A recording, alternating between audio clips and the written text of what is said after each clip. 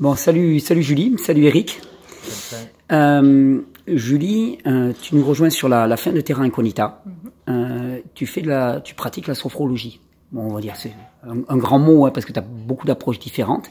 Et j'avais envie de parler avec toi particulièrement de ce que tu fais avec Eric en particulier. Tu m'as parlé de travail de visualisation. Alors, c'est quoi? C'est totalement ésotérique? Qu'est-ce que tu visualises? Qu'est-ce que ça a à faire dans Terra Incognita pour Eric en particulier, hein, dont on commence à connaître l'histoire, qui a un trouble de type sclérose en plaques, donc avec des efforts à faire au niveau de la démarche. Quel est l'intérêt? Qu'est-ce que ça apporte? Eh bien, donc je lui ai proposé ce travail, surtout pour, on va dire, remettre en circulation, en fait, ce qui se passe dans sa jambe. Alors, en fait, quand on a des douleurs ou quand on a des difficultés, on a tendance à se crisper beaucoup. Et donc, le système nerveux qui est autour de la douleur se tétanise voilà, se tétanise en quelque sorte et va augmenter la douleur. Donc, moi, je lui propose de travailler sur des visualisations de soins, de guérison, voilà, on va respirer dans la douleur, enfin dans les parties en tout cas qui sont plus difficiles à mobiliser. Et de sorte de remettre justement de la circulation dans ces endroits-là. Voilà, déjà détendre la partie nerveuse autour. Oui. Et de remettre de la circulation petit à petit. C'est sérieux ton truc? Bah, en tout cas, ça marche. Ah, ça marche. C'est-à-dire, vas-y, explique. En tout cas, ça marche. Mais il y a eu plusieurs exemples, il y a eu plusieurs études. Enfin, en tout cas, c'est ce qu'on nous a enseigné en école de sophrologie, que ces visualisations, finalement, le corps, il va, il va se mettre en marche en direction de ta pensée. Voilà. C'est que la pensée dirige l'action, préside à l'action. Préside à l'action. Préside à la forme même. Ouais, ça se pourrait. D'accord. Donc, j'abonde dans ton sens. Je te titille. Hein. Ouais, je comprends. Et donc, qu'est-ce que je voulais dire? Du coup, voilà, ce qui a été vu, c'est que en se mettant dans ces... c'est comme la pensée positive, en fait. Oui. Tu te mets dans une pensée positive, tu vas voir plutôt le côté positif d'une situation. Et tu vas débloquer des potentialités. Et tu vas débloquer... D'ailleurs, je peux rajouter un mot suite à notre séance de hier, ou si je peux expliquer l'exemple. Voilà, je voulais savoir ce qu'elle t'avait proposé comme visualisation. Du coup, dans l'exemple concret, j'avais deux zones un peu litigieuses, douloureuses, on va dire. C'était ma jambe gauche, et puis surtout le bas du dos. Et du coup, dans l'exercice, en l'occurrence, il fallait respirer et faire respirer ces zones-là, faire rentrer l'air dans une zone, en l'occurrence dans le dos, et la faire ressortir pour que l'air circule, on peut dire ça comme ça, pour que l'air circule dans le corps et surtout à travers ces zones. Et dans mon cas précis, hier, durant l'exercice, j'avais beaucoup de difficultés. J'arrivais à facilement à inspirer dans la zone du dos, mais jamais ça ressortait par la jambe. Donc du coup, j'imagine que ça révèle un blocage qui est constatable en tout cas. C'est une possibilité. Après, j'essaie de ne pas interpréter en fait ce qui se passe pour toi. D'accord. C'est vraiment, voilà, c'est ton ressenti personnel. Voilà.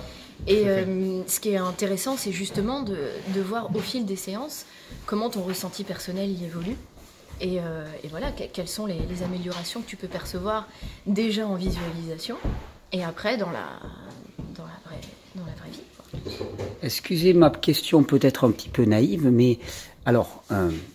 Je veux bien adhérer à votre approche, mais alors respirer par le bas du dos et faire sortir ma respiration par la jambe, techniquement, je vais téléphoner à la Mivilude tout de suite, hein, parce que là, il y a un souci.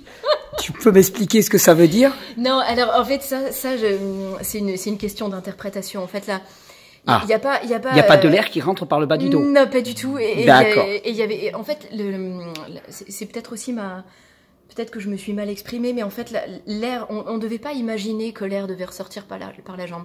C'est simplement imaginer une respiration à l'intérieur d'un membre douloureux. C'est simplement... Visualiser quelque chose, visualiser une mais pas chercher à respirer par le genou. Pas du tout. D'accord. Mais vraiment, visualiser, tu me rassures. c'est déjà... c'est déjà sentir que le membre s'assouplit en fait. D'accord. Qui a un sentiment de détente qui arrive. Eric, Ouais. comment ça va? Ben, On en profite, hein? étonnamment, de mieux en mieux. La 3e semaine, je craignais un petit peu l'après-jeûne, dans le sens pas, je craignais pas la détox, etc. Je craignais surtout d'arrêter, que quand le jeûne s'arrête, j'arrête aussi la possibilité de gain. Oui. De gains physiques, etc. Et non, au fur et à mesure que les jours s'installent, ben, je marche de mieux en mieux. C'est même impressionnant. Par rapport à quand tu es arrivé, c'est impressionnant la différence de démarche. Ici, il y a, alors c'est polyfactoriel. C'est vrai que tout le monde apporte un petit peu sa graine. Cynthia est beaucoup sur mon dos. Cynthia, très généreusement, elle est beaucoup sur mon dos. Je t'ai vu l'autre soir, ouais. en train de te faire masser à 4 mains. Oui. Et là, t'étais, mais t'étais ailleurs, quoi. Oui, exact. C'est vrai. J'étais ailleurs. Ouais, certainement. Je m'imaginais facilement autant des Romains. Avec une grappe dans la bouche. Ouais, il n'y avait pas la grappe, mais en tout cas, il y avait les mains. Tout le monde était là, juste pour mon bien. Pour mon bien-être. Donc du coup, c'est vrai que tous les jours, je sens, même après jeûne, je sens que je récupère de l'énergie. Ici, il y a une échelle, et oui. il n'y a pas beaucoup qui croyaient, mais si, ils m'ont vu commencer à grappiller à grimper sur l'échelle. T'as monté l'échelle, hein? Ouais. Tiens, je vais la montrer là, pardon. Tiens, vas-y, hop, je vais la montrer l'échelle. Elle est juste là à l'extérieur, donc c'est une échelle de meunier un peu raide. Alors, je me suis accroché, c'est vrai, à la rambarde, je ne suis pas non plus inconscient. Mais en tout cas, oui, je l'ai grimpé, étonnamment. Alors que je pensais que t'en étais incapable à ton arrivée. Ah bah non, ça c'est sûr.